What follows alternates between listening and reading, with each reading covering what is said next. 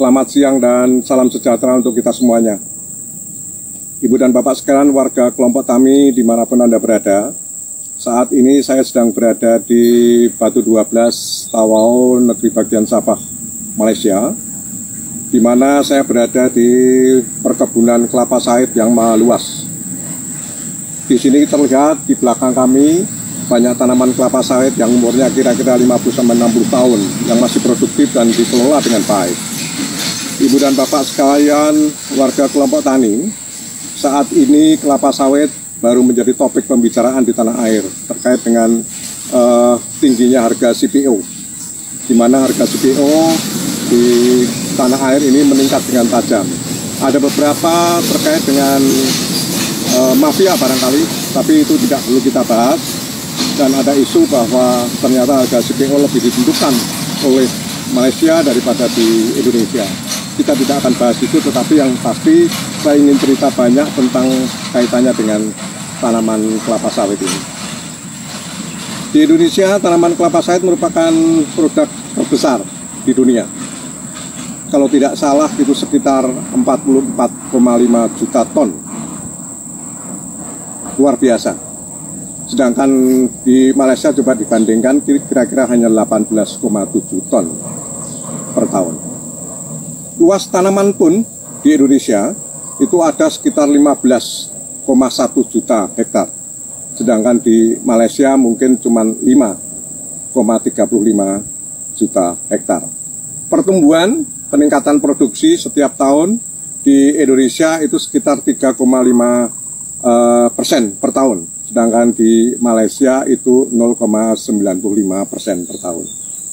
Ibu dan Bapak sekalian, kita tidak usah membicarakan harga CPO, tetapi yang pasti saya ingin cerita tentang pengelolaan hama dan penyakit.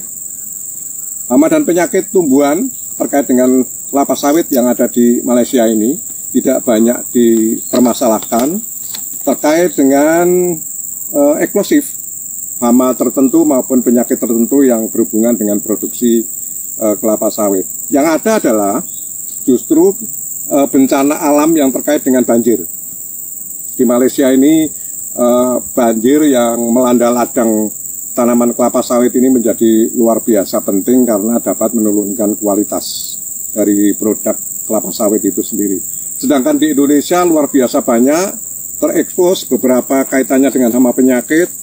Yang pertama, yang amat penting menjadi hama utama adalah kumbang badak atau Oryctes.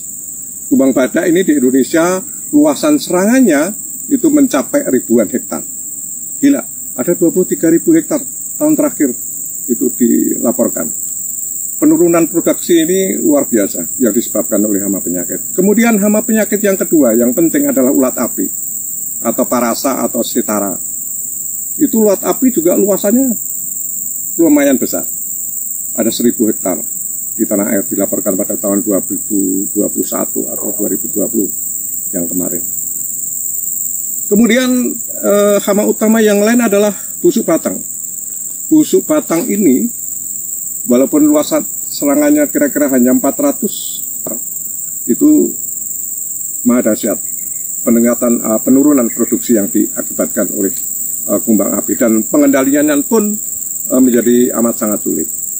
Kemudian hama yang penting yang lain adalah vertebrata. Vertebrata itu terkait dengan keberadaan tikus, keberadaan babi hutan, dan lain sebagainya. Ini juga menurunkan hasil yang luar biasa.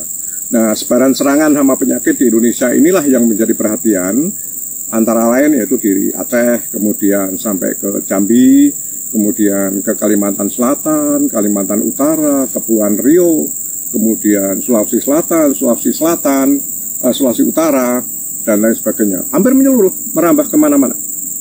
Nah, bagaimana cara pencegahan hama dan penyakit yang terkait dengan keberadaan kelapa sawit ini di Indonesia? Tidak lain adalah hampir pasti, yaitu pengendalian hama terpadu. Kita masih mengacu itu. Jadi PHT. Yang utama adalah monitoring. Bagaimana cara kita memonitoring keberadaan hama dan penyakit itu. Kemudian pemasangan trap untuk mengendalikan berbagai macam kutu-kutuan yang membawa banyak penyakit atau virus. Kemudian tanaman penutup tanah itu juga menjadi sangat penting. Dan aplikasi yang dianjurkan sudah barang tentu sampai saat ini Departemen Pertanian melalui Dirjen Perkebunan barangkali masih menggunakan agen hayati sebagai pengendali hama yang utama. Terutama yang banyak diaplikasikan di tanah air kita adalah metarhizium. Metarhizium, kemudian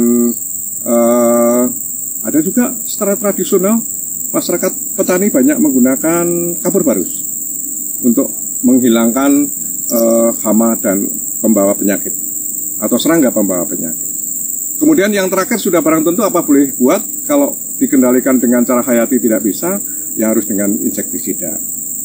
Jadi yang pasti PHT adalah mekanis, kemudian hayati, baru kemudian ke kimia. Ibu dan Bapak sekalian, jadi kalau melihat dari kendala hama dan penyakit di lapangan ini, di Malaysia yang saat ini gencar dilakukan justru bukan hama penyakit, tetapi adalah kendala banjir. Banjir ada di Sarawak, ada di Sabah, ada di Johor, ada di Perak, dan lain sebagainya. Dan ini menurunkan kualitas daripada produk kelapa sawit itu. Sungguh memprihatinkan. Dan yang pasti di Malaysia ini adalah kekurangan banyak tenaga kerja terkait dengan pengelolaan kelapa sawit. Jadi berbeda dengan di tanah air kita di Indonesia yang pekerja banyak. Jadi kita tidak kekurangan tenaga pekerja. Ibu dan Bapak sekalian, demikian apa yang bisa sampaikan dengan terkait dengan pengelolaan kelapa sawit yang ada di Malaysia ini yang kita bandingkan di tanah air kita. Jadi masih banyak problem di tanah air yang perlu dibenahi, terutama hama dan penyakit. Kalau luasan sudah pasti kita lebih luas, namun tidak seluruhnya menjadi hak kita. Jadi banyak pengusaha-pengusaha Malaysia yang memiliki perkebunan kelapa sawit di Indonesia. Banyak masalah. Terima kasih informasi sementara dari kami. Selamat sore dan salam sukses untuk petani.